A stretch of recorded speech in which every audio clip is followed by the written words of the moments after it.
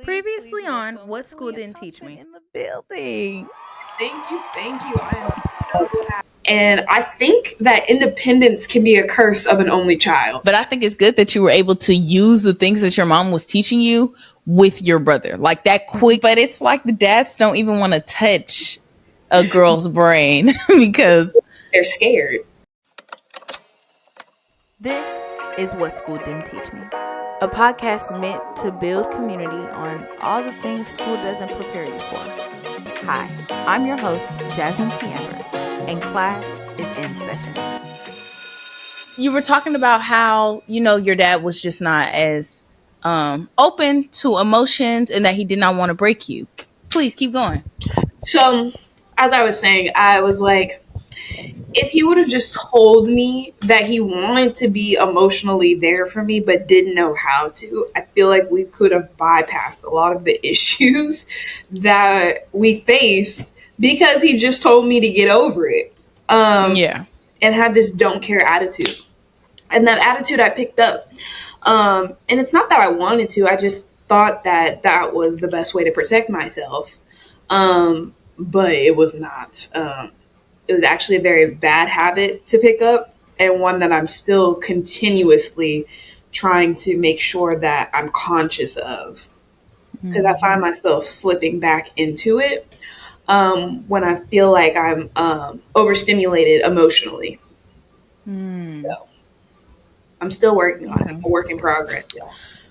I think it's really interesting how there are seeds planted in you when you were young, right? The idea that, you should not care about certain things, the idea of I don't want to bother my mother with certain things. And then at like 13 to 15, that age gap, your mom identifies it and is like, okay, it's okay for you to open up.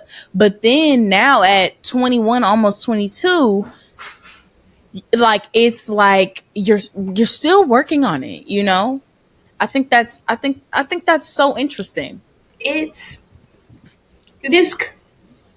is crazy to me, like now that I'm older, how much small things from my childhood actually mattered that I didn't think mattered.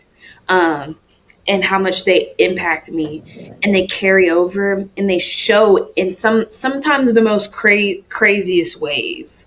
Like, and you don't know it until it's happening, and you're like, well, this is why. And you didn't. It's very, as you're growing, it's very much, we'll cross that bridge when we get there. Well, now we're at the bridge. My 20s is the bridge. I'm crossing all of them, and it's very hard to unlearn some of those habits. Detachment for me is like, my mom still has to catch me of like, if I say I don't care too much, she's like, you do care. I'm like, I do care. You're right, Mom. I do.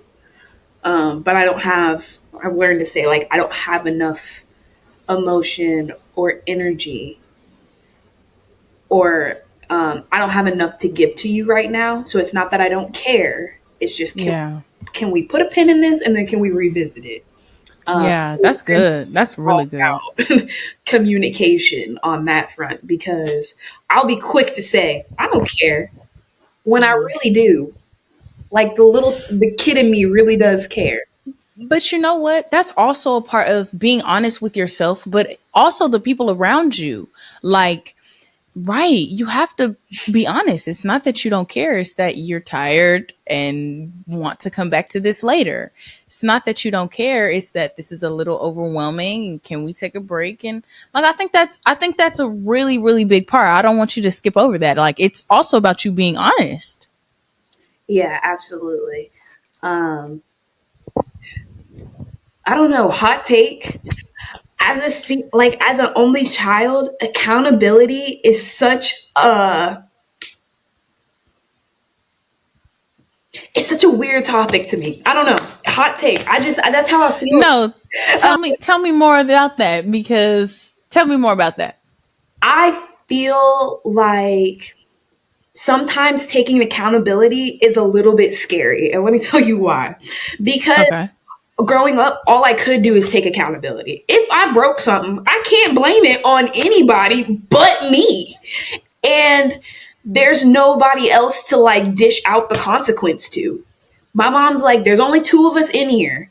If I didn't break the bowl, you broke the bowl. And I'm like, dang it. But like taking accountability for certain things, like, well, yes, I broke the bowl, but do you know why I broke the bowl? I broke the bowl because I was mad. And taking accountability for how I was feeling That is the hard so part. hard. Yes. So very hard. Yeah. And I'm like, it's now that I'm 21, I'm about to be 22. It is so hard to take accountability and apologize for how I'm feeling. Like, they are valid feelings. Yeah. But I don't want to, no, I'm not going to tell you sorry that I made you feel that way. But it's out of anger, and it's out of a negative and protective part of me. But that's, I think, being an only child, accountability is such a hard lesson to hold on to, because all you can do is take accountability, and either you over sorry or you under sorry. And I had to grow out of apologizing for everything. I'm sorry I felt this way. I'm sorry I made you feel this way. I'm sorry I did this, or I'm sorry I did this because I was, et cetera, et cetera. So I definitely went through both phases of accountability for how I feel or I handle things, where I was either like, no, I'm not admitting to that. I didn't do that, or I didn't feel that way. Or I was like, I'm so sorry. I'm so sorry. I'm so sorry. It was very like one end or the other. Yeah. You just went with it. You know what? I think that's a very, very high take. That's something that I didn't even think about, because you're right. Like, on a surface level, accountability is very obvious. You know what I mean? It's like you said, it's only two of us here. Either you did it or I did it. There's nobody else to blame. But then on an under surface level, well, you're used to dealing with things on your own. And I don't know if it's an only child, if it's a part of being an only child, or if it's a part of being a child of a single parent household, or if it's both. But it's like that, building that guard up to where it's like, you know what? I don't want to be honest about how I'm feeling, or, you know what? I am sorry that I feel this way. I'm sorry this, I'm sorry that. I don't know where it comes from, because I've suffered from that badly too. And I can't pinpoint if it's an only child thing. I feel like I'm a very emotional being. I feel like I'm a very high in emotion being. And I think for a long time I tried to act like I wasn't. Right.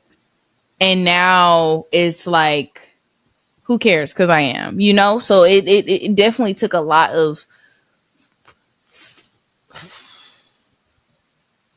learning that it's okay for me to have feelings, because that guard was up for so long.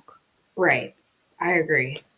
That was a very hot take. That was good. And it wasn't until I started finding like my best friends, my close friends, my lifelong friends, that I learned that it's okay. Like,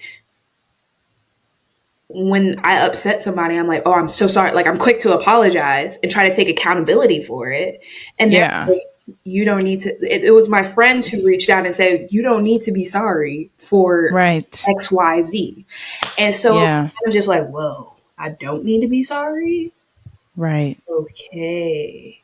You want to know, though? My brother is the youngest. He grew up kind of as an only child. He suffers from it too. Okay. So it could be just your placement within your family where it could come out that way. But he's, look, man, we're all emotional beings. I feel it. Yeah.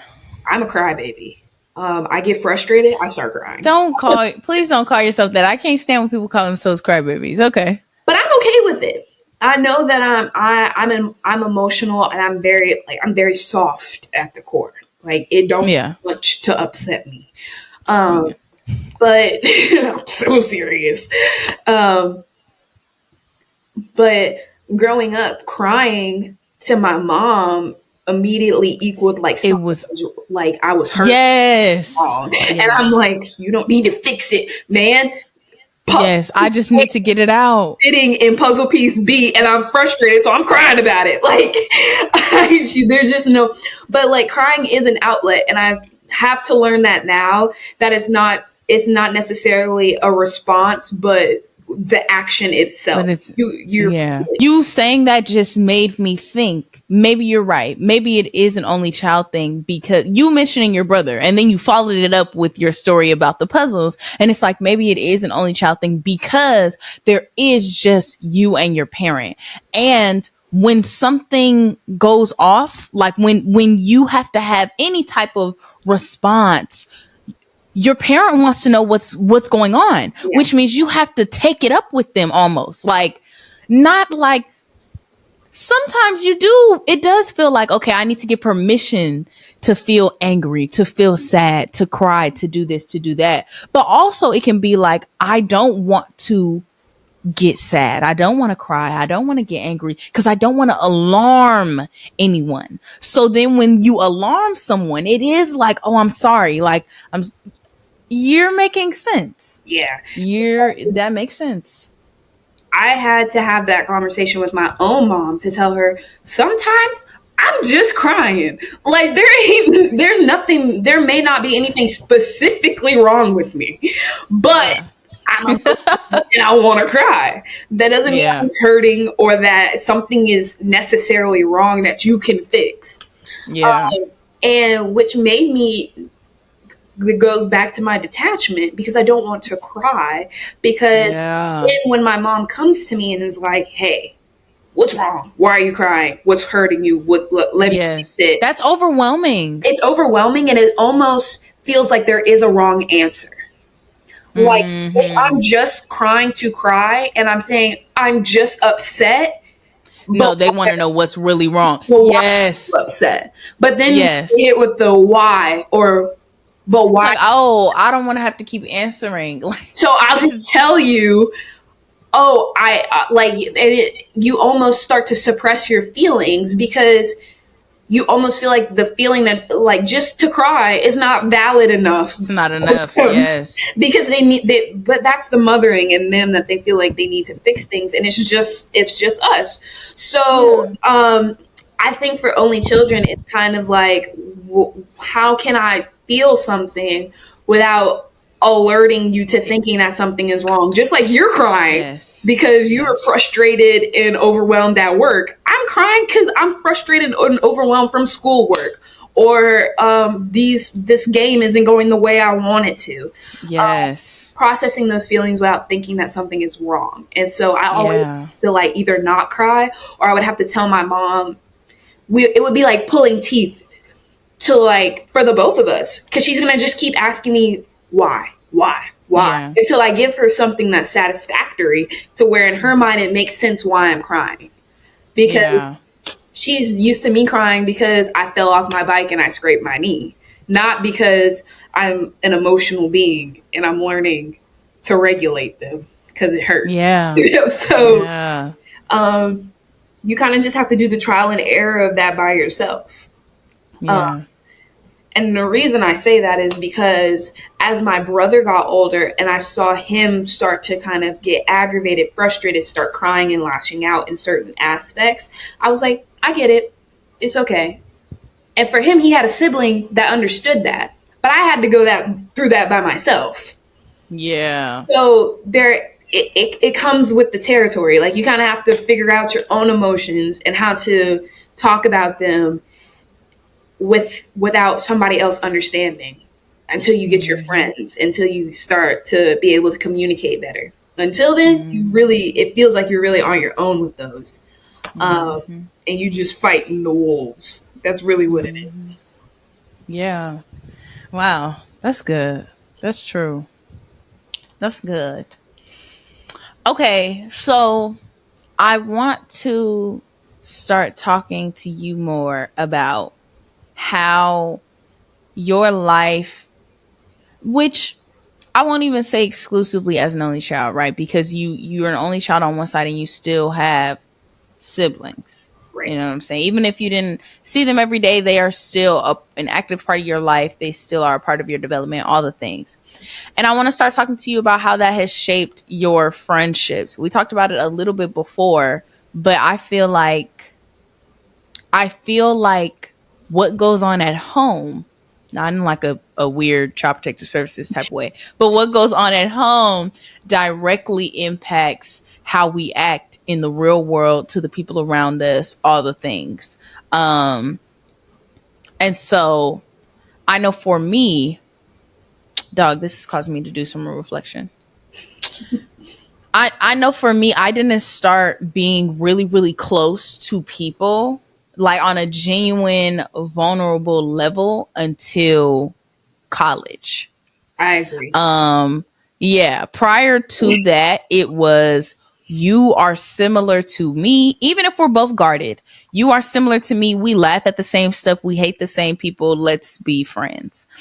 In college, it was like, okay, you've gotten to know me on a deeper personal level. You've called me out on some things. And now that I'm an adult, I have to, like you said, take accountability for those things. You know, you want to better yourself. I want to better myself. Like, you know me personally, even with you, like I tell you all the time, you and I are friends because God knew I needed somebody to look out for me for real. You know, like I needed somebody to look over me, watch out for me, just like I would look over and watch out for other people. And so I did, like, you and I are still working on at least my level of vulnerability and openness and things like that, right? Like that has been it's a constant thing and a constant change for me because as an only child, my mother gives me all the attention that I could ever want or not want, you know? And I've been through friendships where people just were not, people wanted what I had in terms of my relationship with my mom, and Right. therefore may not have been the best kind of friend towards me, but were able to absorb what I gave out as a friendship or as a friend. And to not be so cryptic, I would be around people who really didn't care about me, like who didn't necessarily care about what I said, what I wanted, what was on my mind, but enjoyed having me as a cushion to like talk about things with, to work things through XYZ, XYZ. And therefore that trained me in my mind to be like, well, I don't need to tell anybody anything unless they ask. And then I meet you, who is like, I might not always know what to ask, but I always want to know. And even now it's still like, you know, like I still have to, I'm still deconditioning Yeah. that mindset. Yeah. You definitely have to unlearn the bad friends to learn how to be a good friend. You know what I'm saying? Like, Yeah. you kind of have to take take them as a lesson and then try to do the opposite. Because for you, I'm very like, yeah, I totally agree. Like, God put us in our lives, each other's lives, for very specific reasons, and I think we fill the hole that we were supposed to Yeah. perfectly. I don't think that although we're still learning, but we're still growing together. Yeah. And there hasn't really been anything that, like, despite the hurdles, okay? Bruh, people hated on us so bad. They didn't want us to win. Besides that, we really did make it through, but that's because we were coming from a more genuine place. Yeah. And we knew each other's intentions were genuine. Like, I was like, that's why I get on you. I'm like, stop waiting to tell me everything at the last minute. I'm like, I want to know. Yeah. And we've made strides to rectify those issues, and like we keep up in tabs with each other. But I think that sometimes we often get into the position where we are trying to compare and contrast old friendships to new friendships. And I definitely had to learn the lesson that everybody is different and every friendship is going to be different because there's two different people. The friend I have, I'd say two friends that have made it through middle school through high school. that are still currently really close friends, but they know a whole different Callia than you Yep. know. You know Yeah. college Callia and beyond. They knew me when I was running around on the playground, but they don't know college Callia. Mm-hmm. So they understand the childhood aspect of me. You understand the adult aspect of me. So I feel like each friendship has something that is important for each person. I also had to learn that some friendships are only meant for a season. And when you try to hold on to them for longer than a season, you are It hurting. hurts you. And you are Yes. hurting, well, not sometimes them, you are just genuinely hurting yourself. Yeah. Which is really hard because I feel like as an only child, the only thing that I can hold on to outside of my family is my friends. Like y'all are my only real touch outside of everything else. And Yeah. so if I don't have y'all, what do I have? Yeah. That was a tough lesson to learn, that it's not about that. It's really, you have to be comfortable within yourself. Um, and you have to be able to put yourself out there. And I feel like college, which is why I totally agree with the saying, the friends that you meet in your 20s and in your adult life are those that'll last the longest, is because we're not kids anymore. We're not doing, we can't do this like pettiness that we did on the playground. Like, oh, you played with little Timmy and I don't like little Timmy. Yeah. We're not cool no more. Yeah. Or you knocked down my juice box. I can't no more. Wait. I was good for that though. I was good for you. Got one strike. Oh my god. I got this girl. It's this girl that at least my mom, like, we know. I'm like, I met her maybe on the first. I met her on the second day of middle school ever. On the fourth day, we had the same homeroom. I let her sit next to me. We had, we was both in the W's, On the fourth day of middle school, I asked her if she wanted some of my sandwich. I asked her if she ate the things on the sandwich. She told me yes. I gave her the sandwich. She was like, oh, I can't eat mayo. I was like, okay, give it back. She licks the sandwich. Oh my god. That's diabolical.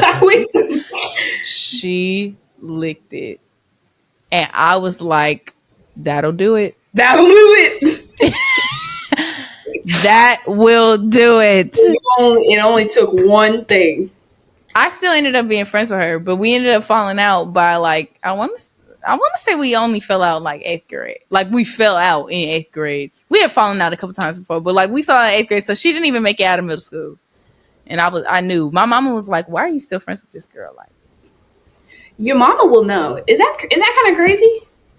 no, like mother's intuition. I'm telling It's one, it's mother's intuition, but it's two, like it's also like they have lived through it. They've lived through friends who've been jealous of them, friends who did not have good intentions from them, friends who were ready to steal from them, and then they can see it from a bird's eye view watching you. Yeah. It's like, oh, it's obvious to them though. It is. And then we be trying to prove them wrong. And then and get hurt in the process. And then we come back with our little tails tucked between our legs like, dang, you was right. Dang. He said, Mommy, you'll never guess what happened. Oh, really? And they be so sweet about it. They be like, oh, yeah. They don't. No, mine don't. This with the I told you so's. No, mine don't. No, like, mine don't. She'd be like, oh, really? I told you something was wrong with that girl. It's like, all right, dang. Right. My mama will be like, I am so sorry that happened to you. And now looking back on those conversations, I was like, you were so sarcastic with me. That is so uncouth of you. For real. No, yeah. But it's crazy how, but they know us so well. That's the crazy part. They know us so well that they can tell before even something happens that y'all's energies just don't match. It's like, I know what hurts your feelings, and I can tell this person is about to do something like that. I don't know what, I don't know when, but they're gonna do it. So it's crazy. I don't know if that's exclusive to just us, but they be right. And I don't know how I feel about it necessarily every day. But I think I'm grateful. I think I still have one pending relationship that my mother's intuition is like sitting on, but I don't know what to do with. But for the most part, it's like did I check? my mother loves you. Please stop acting like that. That lady, you know I do. I just hear you say I passed the check. Just get out. I love me some her. All right, No, all right, classmates. That's the end. We'll see y'all next week. But no. Seriously, and I think my mom has always been on guard because she does not like everybody. She does it. She's heavy. That's heavy, but it's true. And it's like it used to always confuse me because I'm like, girl, me now once I got out of, I'm hesitant around new people, yes, but once I got out of or grew out of the whole I hate everybody around me phase, I loved everybody around me. So for her to be like, don't like them, they not gonna last, don't like them, I'm like, You're so girl, you just hate people. Right. Yes. Negative. Only for none of those people to be around today. Not saying that they have to be, because of course people are there for a reason this season. Right. But like for real, only for people to just drop like flies, just like she said they would, you know? Yeah, my mom definitely took the protective role. And we just had a conversation about this, which is crazy to me because she was like, I really like the close group of friends that you now have. And I was like, oh, that's crazy because you didn't like none of my friends when I was young. Okay. But she said, you were such a little social butterfly. And I still am. But she was like, you're such a little social butterfly, but I'd rather me be the bad guy than for them to be the bad guy and hurt you. And I was like, that's fair.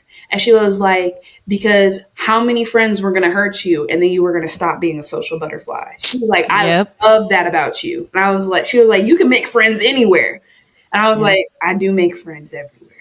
People be knowing me and I don't necessarily know them, but we just be vibing. And she's like, that's such the extrovert in you. She was like, she compares me to her brother because he's a social butterfly in that way as well. We just love people and being around people. And so she was like, I'd rather you just be like, geez, mom, you just don't like any of my friends and you be mad at me for a couple of weeks than for them to go and break your heart. And then I got to repair that. And there's something that moms can't necessarily fix. Because the real hot take is that I think friendship breakups hurt way worse. Hot take. That has been the conversation lately. I will spiral. But I think, but you know what? That has been the hot take lately. But I think as the person, as the breaker upper. Oh, you broke up with somebody? I have broken up with someone before. Okay. Being that person, I know for me, I'll go and go and go until I can't go no more.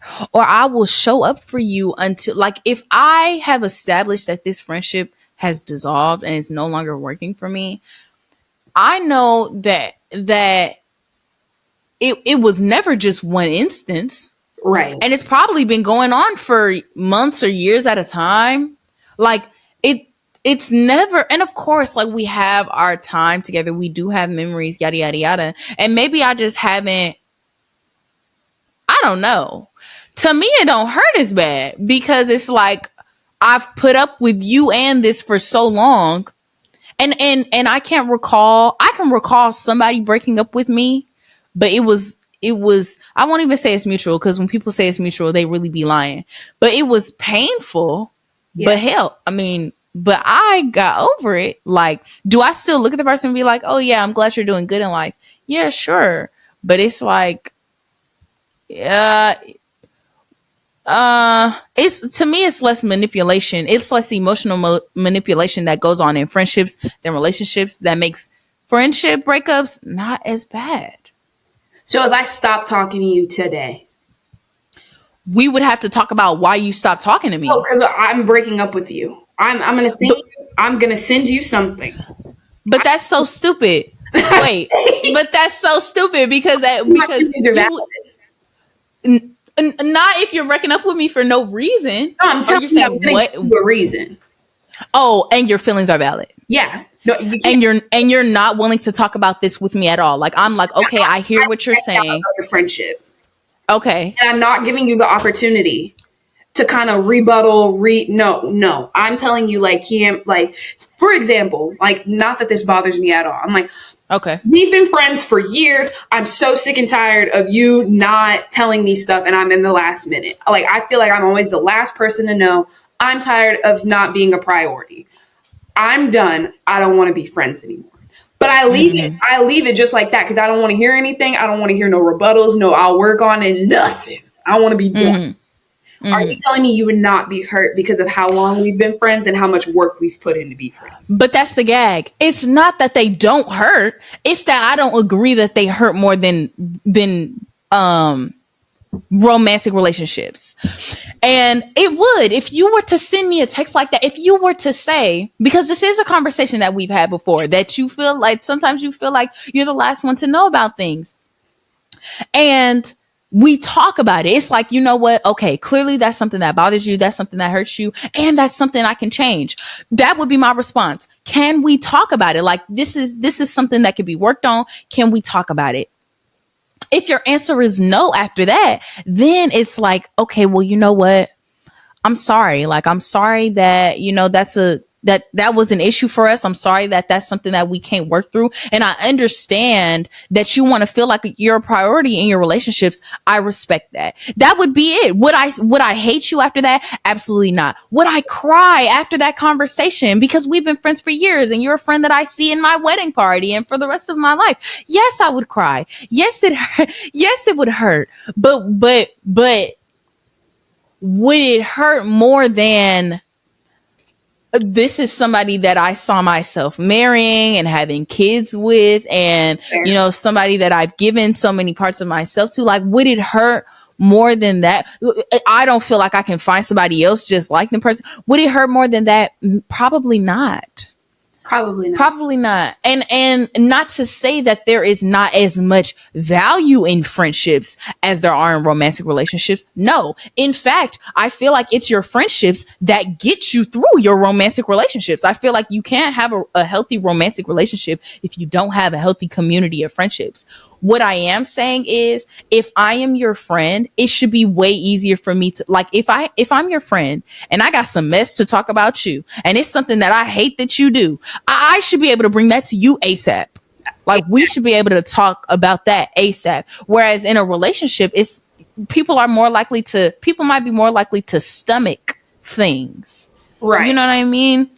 So then when they break up, they've got all this underlying whatever. But like in a friendship, you can tell, it's very obvious when people are drifting apart, and you can either make the effort to come back together or not. Yeah. Yeah. Now that you say that, I would agree. I see where you're coming from. I think the people who are saying this have had friendship breakups where the friendship itself had no maturity, was no healthy. Yeah. Not healthy at all. Like, yeah. Maturity is that if I got a problem with you, I should be able to come to you about it. Yeah. Regardless of how your feelings may get hurt.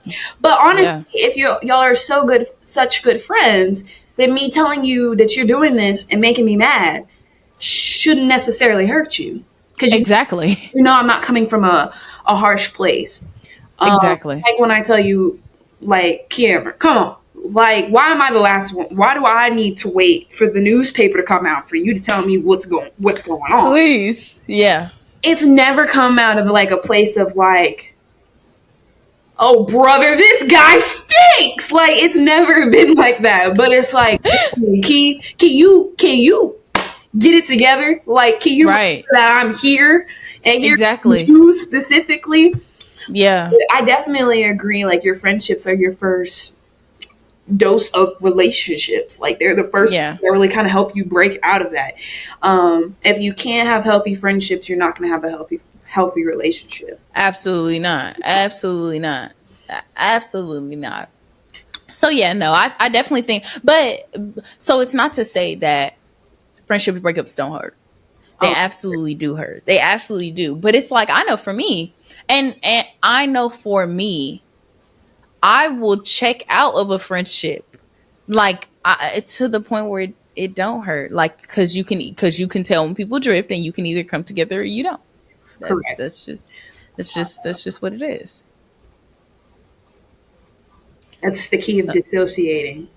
Once I don't care, No, that's not don't, good. but That's I'm telling you, it's not healthy. Oh, okay. I'm sorry. Absolutely. Oh, okay. But that's how it happens. Yeah. Because who gonna hurt me? Not you. You know? Yeah, you're right. And it's not healthy, but it is the truth. Like it is a thing. It happens to the best of us. It really does. We all But had that friendship that just he was like, dang, for real? oh, next. Yep. But I feel like I've been having this conversation with people a lot lately, that being an only child, being a mature, healed only child, helped me navigate my. You said what? I said that's the key. No, yeah, I'm like, I gotta be specific. Helped me navigate the friendships that I have now, because I learned how good it, like I told you, once I got to college, I feel like I started to be around my friends on a more vulnerable level. And I realized how good it felt to be around people who, love me for who I was naturally, that I did not feel like I had to put my guard up for, that I felt like I could trust with things, like that I did not feel like I had to play pretend for, right? Right. And those people started to feel like what siblings would feel like. You know what I mean? Like we Yeah. could play around together, we could argue and make up, we could this, we could that. Like, okay, I've never had a sibling, but I see these people as family, right? And so from that point, it became, well, if you don't make me feel how these people make me feel, you don't have to be just like these people. You don't have to be anything. If you don't make me feel safe, like family would make me feel, then I don't want to be around you. Like it made me way more intentional about the friends that I chose, because I viewed my friends as family. Absolutely. Yeah. Friends are, you're stuck with your family, right? You're Yeah. born into that. You don't get a say. You don't get a choice. Yeah. They are who they are, and you kind of have to take them for what that is. It's the same things with friends. You're taking these people for who they are, and you are deciding, I love you, and I love for what you do for me and what I can do for you. It's very, Yeah. it's a commitment, Yeah. which I feel like a lot of people kind of like try to push that out the conversation a little bit when it comes to friendships. Like, friendships are commitments. Like, I'm telling y'all, like, it's not just relationships that are commitments. Just like you could break up with your boyfriend and divorce your husband, you can break up with your friends, and Yeah. it's gonna have some of the same bearings, not the exact same, but the outline is similar. But Yeah. your friends are the family you get to choose. Like, you don't have to choose the awkward Uncle Tommy who stands at the back of the barbecue. You could just choose Aunt Susie and them. You know what I'm saying? And I think that just like your family has different roles and places in your life, so do your friends. Yeah. And so I think that part of the conversation gets diminished a little bit, because you get like, well, like, you got the conversation about like, oh, I'm the favorite aunt, or I'm the favorite uncle, this, and that. You get the same thing with your friends. Oh, I'm the best friend, or I'm this, or I'm that. Sure. Okay.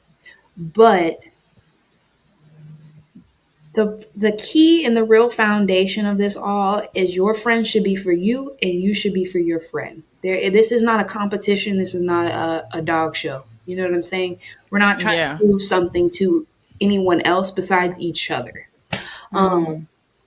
I call you in any given conversation. I could call you my friend. I could call you my best friend. I could call you my sister. I could call you that girl that I still talk to. Regardless, you know that I love you, and you are gonna be one of my longest and most close friends. No questions asked. But I don't have to prove that to anybody else. Right. I prove that to you, and vice versa. So a title really only goes as far as the two people who are giving it to each other. So when we're like, oh, my mama love you and your mama love me, we see each other as family. Use my other sister. I don't care about what somebody else may say. Oh, that's just her friend. It's none of your business. And I think that that's another part. When you're choosing your family, you're choosing what role and what purpose. You have to be intentional with your purpose for where you are and who you are in somebody's life. Some days you may call me with the purpose of just talking and venting. Some days you might just call me with the purpose of I just want to smile and laugh and kiki it up with my friend. So you have to be intentional and purposeful with what you're doing with your friendships, just like you do with your family. You're not just going to treat your family any kind of way. You don't treat your friends any kind of way. And it all translates over. Your friends, yeah, chosen family. Like these are the people that you're gonna hold. They're gonna catch you when you may fall. So I think that's really important to remember that it's not about what other people say. It's about what's between the two of you. Because it's a commitment between the two of you, not you, me, and my Instagram story. Anyway. You know what? I never thought about it that way. And you've brought multiple different perspectives to my mind just now. And off the record, I just started thinking about lip and pepper wings, and that pains me so bad. Okay, I'm sorry. Dang. Okay. Because wait. I'm ready.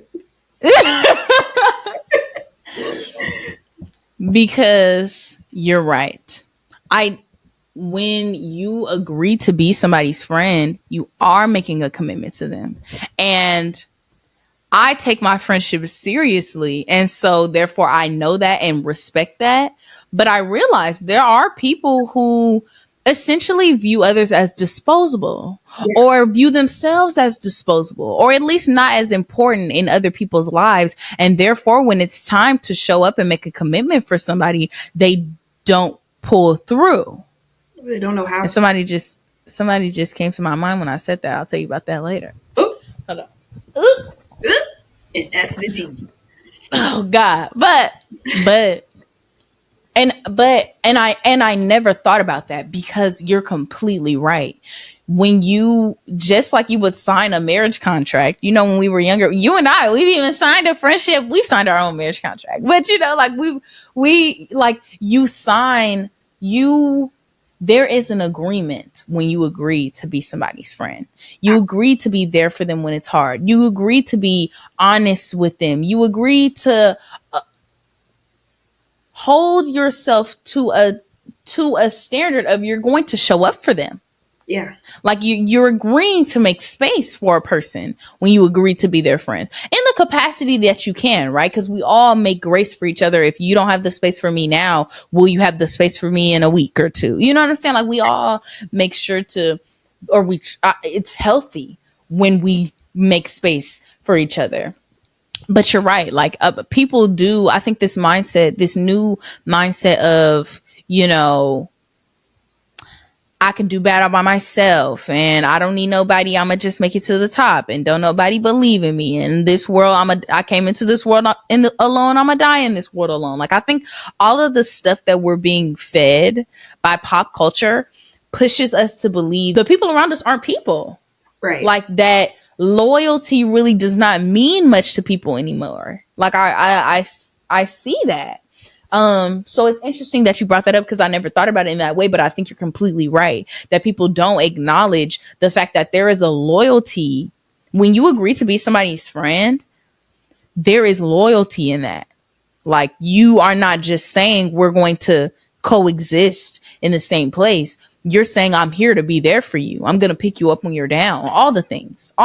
Different people play different roles.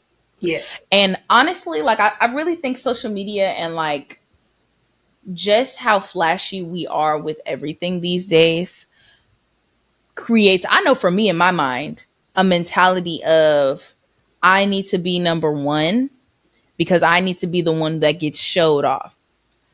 Let me tell you what I mean by that. Mm-hmm. There is a certain type of excitement and happiness that goes off when your friend posts a picture of you and them together, posts you for your birthday, screenshots and post messages that y'all sent together. There is a special type of pride that goes on when you hear somebody say, "Oh, I was just talking about you to such and such. I was just," like there's a special type of something that goes on when we hear that we are on somebody else's mind, on one of our friends' mind, and it causes us to strive to want that attention so bad, to want to be everybody's best friend, to want to show up and show off, even if it's not genuine. Right. And I don't think I ever thought about that before, because the truth is, one, not everybody's meant to be your best friend. Not everybody's meant to be your best friend. People really do have multiple different placements in your life. Absolutely. Like they do. And it's okay. It's like that's okay. Like I think yeah. And that's okay. I think that I know for me, I used to feel some type of way when my friends had other friends, or when my friends became friends with people who were my friends and I wasn't a part of the party or whatever. You know what I mean? I used to feel some type of way when somebody would go to a different stage in their life and gain new friends that I did not necessarily know. Right? Like, but the truth is, life goes on. Like the truth is, I serve a certain purpose in my friends' lives. And that needs to be enough. If that is not enough for me, I will always be unsatisfied. Correct. Yeah. And I think that people really need to swallow the pill that one person isn't gonna check all of the boxes. Yeah, definitely. And I mean this in,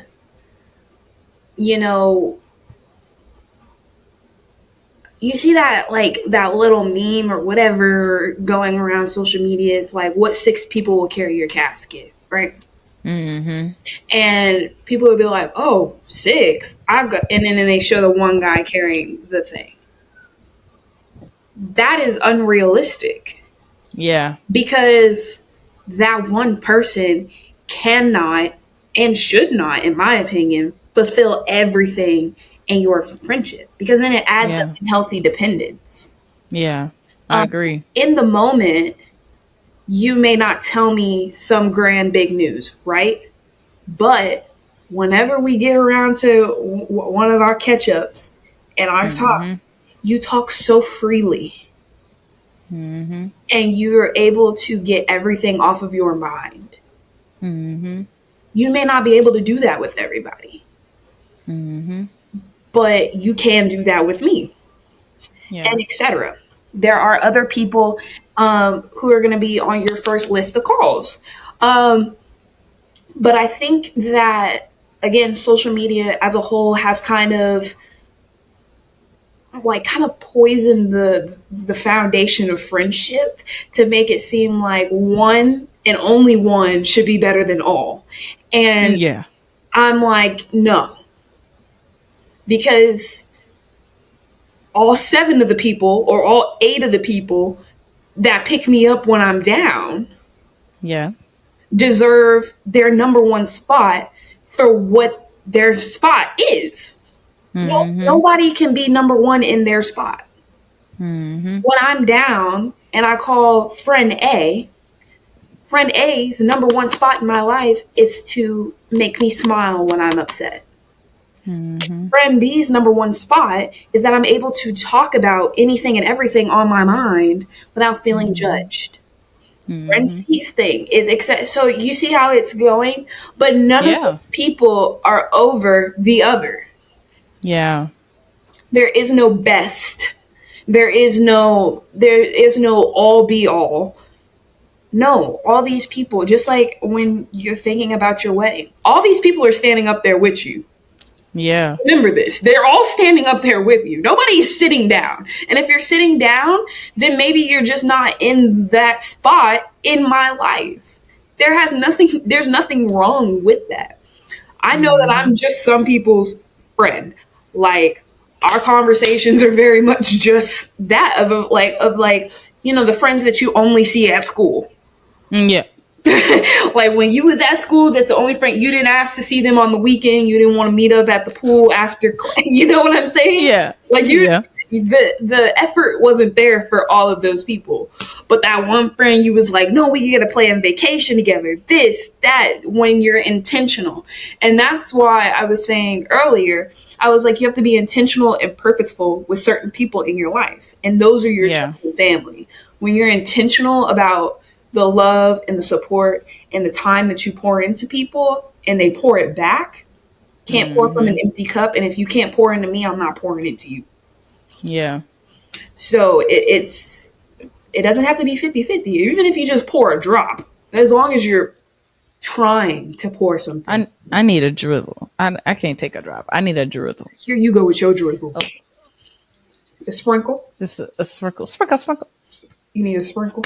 Sprinkle. Sprinkle. She said sprinkle. Oh no, it's you. Yeah. Okay. I agree. I agree. It's nothing more to say. No, I'm like, no, you're right. Like we just have to the fact that there is no hierarchy of friendships. Like the older I get, the more I notice the hierarchy of my friendship, it just dwindles more and more. Like there's no need for a quote unquote best friend, because that has been instilled in us since we were on the playground. Right. There's no need. I might need an ace boon comb, but I might not need there might not need what there might not be a need for a best friend, because everybody is good for something. Like Right. everybody plays a different role. So you're right, actually. Inside out. Exactly. And it's like a family. Like not everybody's mom. Some people are auntie. Some people are uncle. Some people are the cousin that only shows up every now and again. Right. We love them all still. You know what I mean? So yes, But there's diversity there. oh, absolutely. Yeah. Yeah. You can't expect your friend, somebody else to feel something that they can't feel. Yeah, no, that's completely toxic. Like that's completely unhealthy to expect one friend to hold Feel this whole everything. No, No, because then, yeah, it's not healthy. Jesus. it's scary to think about. We'll talk about it later. Jesus. So before I let you go, or before we close out, at the beginning of the episode, you mentioned your only child thing, right? The independence is your only child thing. That not being able to share is your only child thing. Please, I would love to hear more of your only child things, and then I'll tell you mine. I don't know. That's a hard question. You probably don't have a lot, to be honest. I don't have many. I don't feel like it's a lot of them to begin with. there's not many mannerisms that I feel that I have that scream only child. Mm-hmm. But like the sharing, um, no, because I would say like no, because my mom she really raised me to make sure that I was not entitled. So I Oh, would never say entitlement or anything like that. Um, yeah. I'm definitely entitled to her time, though. Let that be known here on. I don't. I feel like I feel like that's any child with a good relationship to their parent. Like even people who have siblings are like, my mom My thinks. mama. Yeah, but I think I'm like that with everybody too. Because even my people, like I Oh, was out there. you don't want to share that My man cousin for called. nothing. I could offer you $10 million right now. You wouldn't even look me in the eye. I said I was He's just my. I said I was gonna get matching shirts with your people. Mind you, I have never met this man a day of my life. And you gave me the dirtiest, the stanky I have ever seen in my life. So I'm not touching that situation with a 10-foot pole. Thank you very much. Because I don't even feel like I'm that bad, actually. but you are. I hate Well, anyway, I am with you about your parents' time. Yeah, geez, I don't know. Independence and like the sense of not sharing. yeah. Um, is really where that comes from. I'm overly independent at times. Yeah. And I have to take a step back and be like, bro, ask for help. What is wrong with you? Like, it's all about self reflection at the end of the day. You know what I think is my only child thing that I see in the both of us? Huh. Two things. Uh-oh. One, no, don't say oh because I have it too. But one, and I don't feel like this is a bad thing, but our leadership and initiative. I feel like people tell me like, "Are you an only child?" Or when I tell people I'm an only child, they're not surprised. Yeah. And I'd be like, "Why?" And they can't quite explain it. But I haven't given them anything to be like, "Oh, like." But I know I am very straightforward and very. Here's what it's gonna be. It's either gonna be this or it's not. Like I'm not my way or the highway, but I am very forward with a plan. Yeah. And I think that comes from having to just do it yourself and having to come up with a plan on your own to the point where if you can't figure it out, I already figured it out. Like, don't even worry about it. So I definitely think that's something that we both have. Yeah. Our first teams were me, myself, and I. It was Very much so. And we were literally the dream team. Literally got it done, got it down. pat ourselves on the back when we figured it out on our own. Like, Yes. you can tell me nothing because I just figured it out. I cracked the code. Yeah. You don't even come over here with comments, questions, or concerns. Please.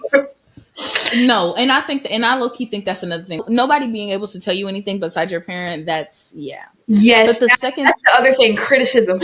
Ooh, I am my worst critic, and I'm very closed off to criticism because I know how much work I put in to get there, and I didn't need nobody's help. That's that independence and criticism. They go like hand in hand. Hand in hand. Like, you can't tell me that I can't do this because watch me. Yeah. Watch me do it. This fun fact about Callia's childhood: my mother told me that I needed to wait to learn how to ride a bike on two wheels without training wheels by myself. She was like, "You can't do it. You have to wait until the weekend." Well, I told her, okay, I was going to figure it out. So with my childhood friend and his bike with no training wheels, I stood there behind our apartment complex and I kept going and I kept going and I kept going until I got it. And then I ran into that house and I said, "Mama, come outside and see this." The next day she took them training wheels off. Because who's going to tell me I can't ride a bike with training wheels on? Callia, that's insane. Ask my mom about it today, and she'll tell you. Yeah, Callia taught herself how to ride a bike. I sure. How old was it? How old were you when that happened? I was probably like 7. Okay. Maybe. I was like, yeah, y'all not finna tell me that I can't do That's insane. anything. Absolutely not. I forgot the second one. One was, oh, the second one being the need for structure. Not necessarily like structure and order. Like maybe that's not my word. Maybe my word is control, because I am not used to people coming up and like ruffling my stuff around, moving my things, whatever. Like I'm not used to walking up and like my stuff is missing and I'm worried about who took it, because either I lost it or my mom threw it away, or it's just not in the place that I'm used to it being. Like I'm not used to things not being how I expect them to be. So when it comes down to working with other people, or even just how I occupy certain spaces, I want it to be how I'm expecting it to be. Like I want it to be like, for me personally. Oh, you know what? Perfect example. I was working at a play, right? And me, I like when things look fun and quirky. So my job was to help, like, check people in to the play, making sure they got their tickets, handing them the pamphlet, the brochure. What's the word? The handing them the whatever, handing it to them, the pamphlet, the what? The playbook? Maybe handing it to them and sending them on their merry way, right? And so I like my things organized a certain way, like cutesy. So I have the papers laid out and I'll just hand it to them as, and it's like angled a certain way and it's laid out all over the table so that I can put things on top of it. And so the table looks decorated. The person who was working over me was like, yeah, was like, oh, let me help you, and took them and organized them in a stack. And I was like, and I'm looking at my mom and my mom is looking at me like, oops. Because I'm like, if this woman was my age, I will rock her right now. But I can't rock her because in this setting, she's my boss. But that mentality comes from, I like things cutesy. I like them quirky. I like them spread out a certain way. And the fact that you are changing my expectation is bothering me. I like things done the way I like them to be done. You know? Yeah, absolutely.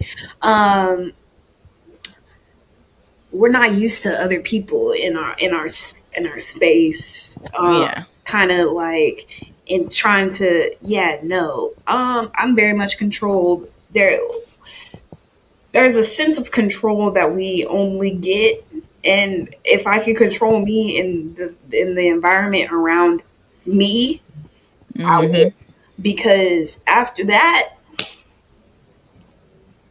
yeah, I can't control what happens in the outside world. I can't control what you do, but guess what? I can control what I do, how I feel, what I'm doing. So please don't come over here dipping your toe in my pool, because my pool is set to Callia's tip, not your tip. Yeah. Don't get too sporty over here. But Yeah. no, I'm very meticulous and organized, and I do things a specific way. And then like you move something, I'm like, well, where did you put it? And can you Right. put it back? I instantly notice.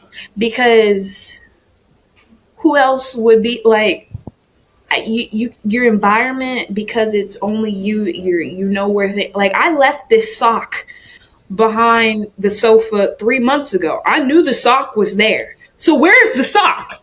Yes. Why'd you move my sock? Yeah. That was my sock, and it was supposed to. The comfort of that sock behind that sofa was I was in comfort knowing that sock was behind the sofa. You then moved the sock, so I need you to go find it and put it back. And if it's not the same sock, me and you gonna fight. Yeah. But we're like I'm very territorial over certain. Like I like my stuff a certain way. Don't come over here putting yo dip on my chips. Move. Move out my way. Yeah. I like my dip and my chips how I like it. Your dip don't taste right to me. Back up. Back up, Move yes. along. Thank you. I feel like another thing that I have that I didn't even notice until Jaimani pointed it out. Actually, a multitude of my friends will bring it up, but I didn't take it seriously until Jaimani pointed it out. The whole like me, I'll leave and I won't tell anybody. Like I'll go somewhere and like nobody necessarily has to know. Or like even if I'm just getting up and like going to the store or going to the bathroom or going to the dining hall, like I'll get up and I won't say anything. And I didn't know that that was a thing or that that even bothered people until I got to college and all of my friends were like, Where why do you do that? Why don't you tell anybody what you're doing or where you're going? Right. Like where you go? Like Jamani, I would get up to go to the bathroom and Jamani would literally be like, where are you going? And I'd be like, to the bath? you just put me on the spot. Thanks. But it's because I've never like I don't have to answer to anybody. I've never had to answer to anybody from my except my mom. And so, you know, if my mom don't get like my mom's not here, I don't have to, you know. Yeah, like yeah, you have to kind of be intentional about your communication because I'm not used to tell like I just be moving because That's exactly what I was about to say. nobody's Yeah. looking for me. Um, and so now that I've gotten like, but I always wanted, but that just might be me. See, I have a very outgoing personality, quote Yeah. unquote. So I like it when people be like, I be looking for you. And I'm be like, you do? I like it too, but I never realized that was a thing. Yeah. So like when people started being like, oh, I was looking for you. I'm like, okay, well, I'm gonna be looking for you too. Let's look for each other. Cause like I love it. I love it. Um, I don't know. Weirdly enough, non-mom attention, it hits different for me. Like my friends' attention, oh, I thrive in it. Oh, I love it Yeah. because I've picked these people specifically. Like your attention, oh, I revel in it. I love it. Whenever you give me the opportunity to be the center of of your attention, I'm like, oh my god, I'm here. Hey everybody, this is first time attendance, long time lurker. Okay, like Please stop acting like that. I'm here. Okay, everybody, round of applause for me. So I'm here for it because all I'm used to is my mom's attention. Not that it's not sufficient, but like when I get other people's attention, I'm like, oh my god, I'm Hmm. on somebody else's radar. Let me do Yeah. this. It's my time to shine. We've been preparing for this moment. Let's execute. That's the mentality that you kind of have to have. But yeah, I love looking for people. I be stalking you all day. And yet I only hear about it every now and then. Well, because you're normally where you're supposed to be. That's very true.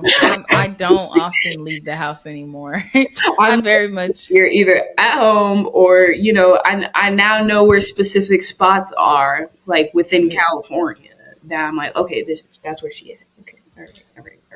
And if not, then I'm calling and I'm texting you like, well, when was you gonna tell somebody that I thought I told? No, you didn't tell me that. 9 times I feel like I do be telling you. You don't. I need you to stop with this Okay, I'm belief sorry. that you be telling me stuff. You don't tell me. I find out. You don't tell me this. But it's okay. We're working on it. I told you I was going on my trip though. You sure did. And then Okay. I I need looked credit for and I that. was like, okay, she's not 2,000 miles away. She's 3,000. So she's supposed to be where I, she's supposed to be.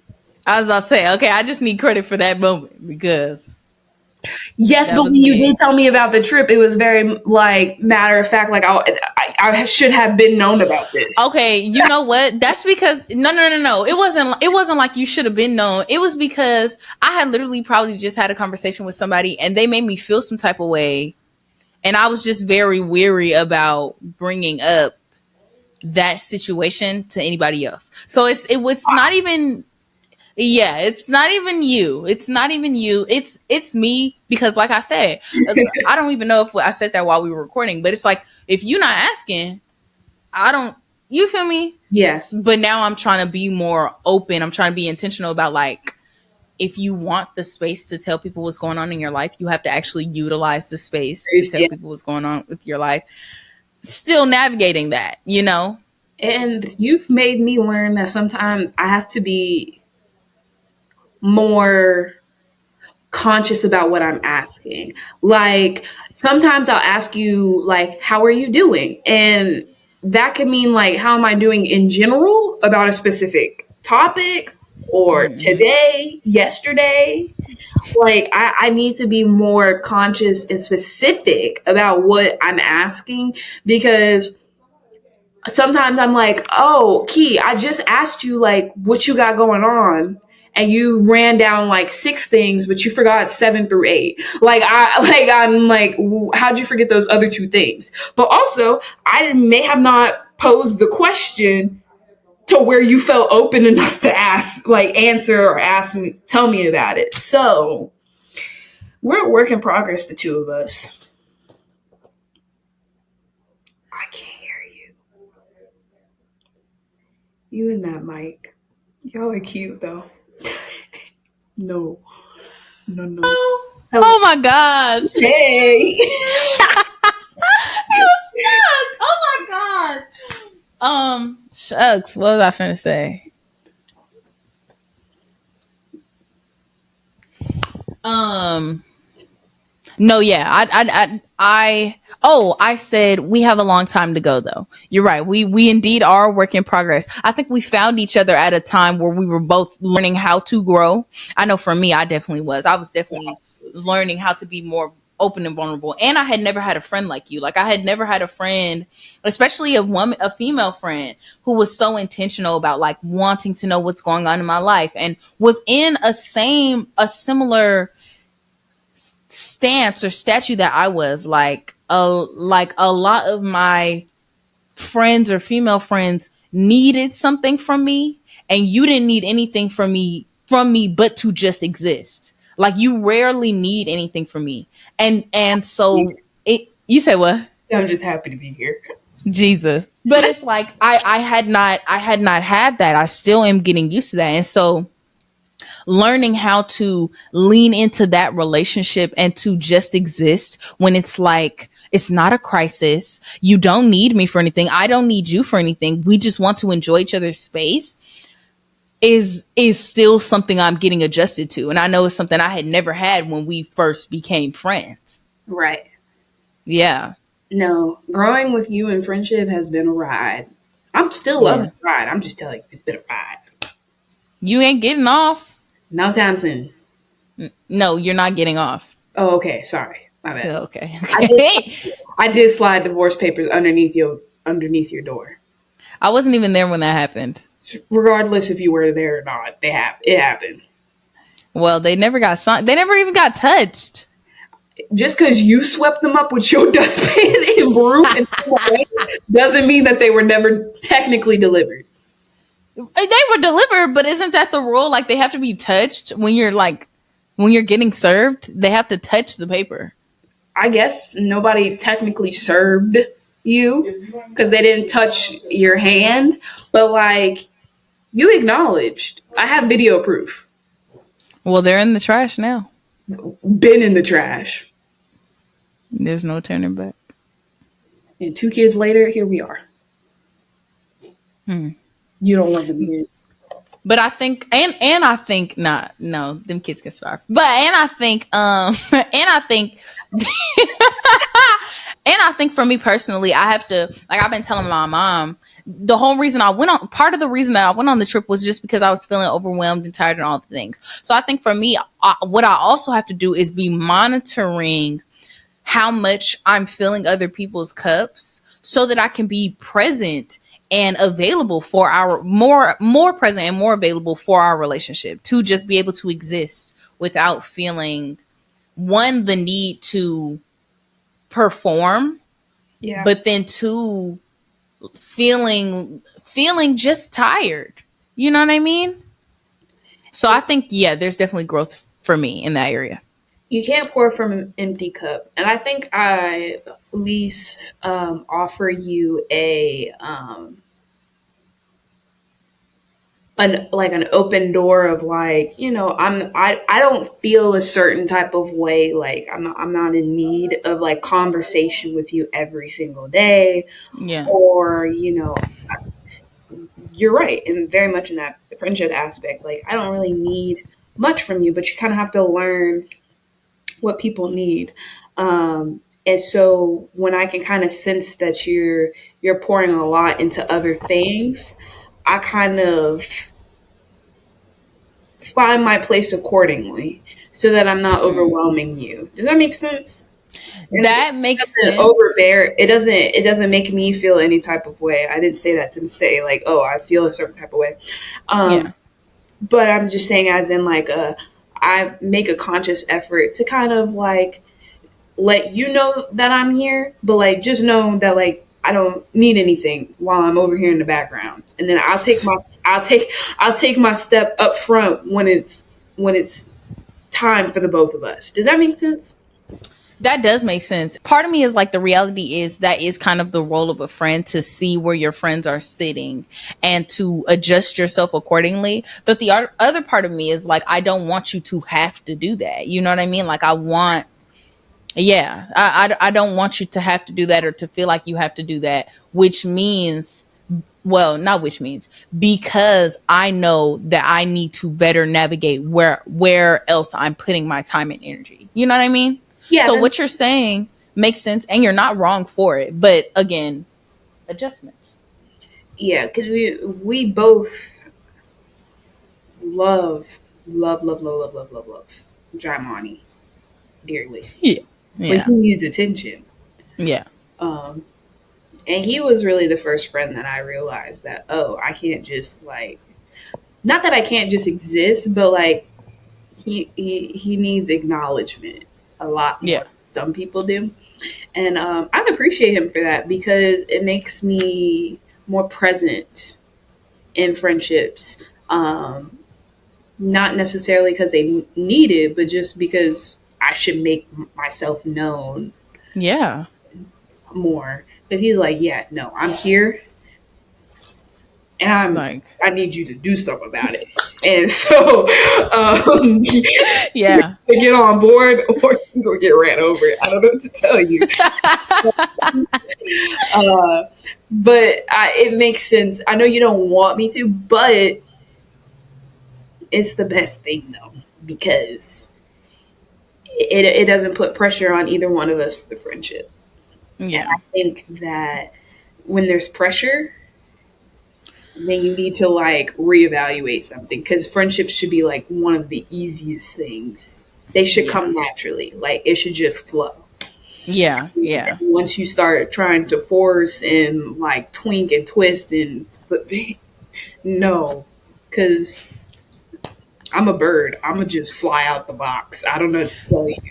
But that's not even to say that friendships don't require work and effort and energy. Absolutely not. Yeah, because the truth is, I agree that they should be, or they should come easy, because you should be able to be, like we said earlier, open and honest and vulnerable with each other. But they still require work, and so we should be ready to put in the work to meet the friendship requirements. Yeah, we're people. We're human at the end of the day. We're constantly changing, evolving, and learning in any capacity that may be. Yeah, And so you gotta you it's always going to take work, but when the work should feel like a key that's supposed to go into the hole, it's not supposed to be something that you're shoving in there and then trying to make it. We're not pickpocketing friendships, we're not picking locks, we're not doing none of that. Okay, we're just going in, and we know into the keyhole, turn, oh, right. it's open. Thank It's you. open. Yep. Yep. But it took some work, because we had to put our hand in our pocket, get the key. Right. We had to dust the key off because there was a little bit of lint, and then we had to position, and then we had to put the key in the hole and then turn. That was a lot of Right. that was a lot of steps. That was a lot of time and effort. Yeah. But it wasn't hard, okay? It wasn't forced. It wasn't It not. wasn't forced. Yeah. You're right. If we need to remember, folks, don't force your friendships, okay? They only go down the drain. They only go down the drain. and it's only awkward for the rest of us watching y'all be forced friends. Oh, well. So just do a public service to us all and stop trying to force friendships, because it should just be easy. You see how much she loves me? You see that? It come naturally. You know why? Yeah, it does. I'm just that cool. But I might not be your cup of tea, you know? And she might not be your cup of tea, but she's my cup of tea, and I'm sometimes her cup of tea. So you see how that works? Sometimes. Can you stop acting like that? Why do you do this? Cut the camera.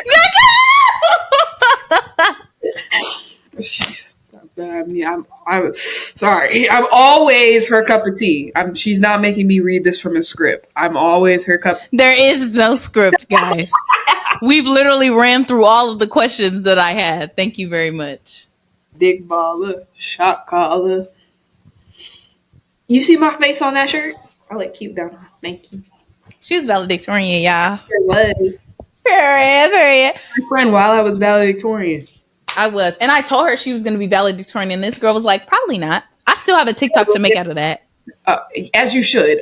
Because y'all, they were playing on my downfall. I got that class with a 90.25.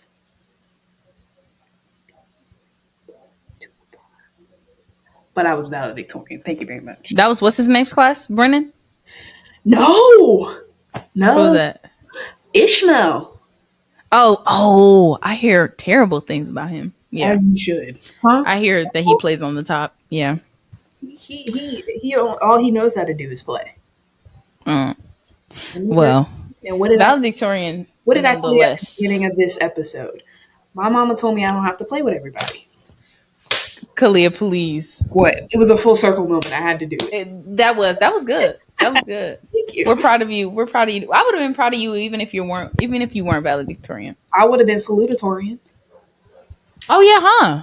I would have been proud of you either way. If you C's made degrees all the way out of there, I would have been all right. That's valid. You know, a degree in itself. All of our guys out there. We're proud of you. We are so proud of you. And if you're still in school, keep pushing, because there is a light. It may be a very dim light, but there's a light at that end of the tunnel. Okay. And you can do it. You believe in yourself. You can do it. This episode is actually coming out in December. So they're on break. So take your rest. And also, Merry Christmas. Merry Christmas and Happy Kwanzaa and Hanukkah. Kwanzaa is in November, ain't it? Or no? It might be. I don't know. Happy Kwanzaa, Happy Hanukkah, Merry Christmas. And Happy Holidays for those who may not celebrate Christmas. I'm not going to say what I was thinking. Okay. That's enough. Callia, thank you so much for joining us in the classroom and just being open and honest with the classmates about your life and your life experiences. I honestly have enjoyed this conversation, and I know that people will enjoy you and us. Like, who wouldn't love us? Right, a dynamic duo, the two of us. Really, a dream team. Honestly, the A team. Thank you so much for having me. It was an honor to be in the classroom. I can't even believe I got an invite, honestly. Like, yeah, I'm starstruck. Please. Your autograph? Please. Sorry. You actually probably need your own autograph because you're... You saw that? Callia, and you're watching What School Didn't Teach Me. Dun, dun.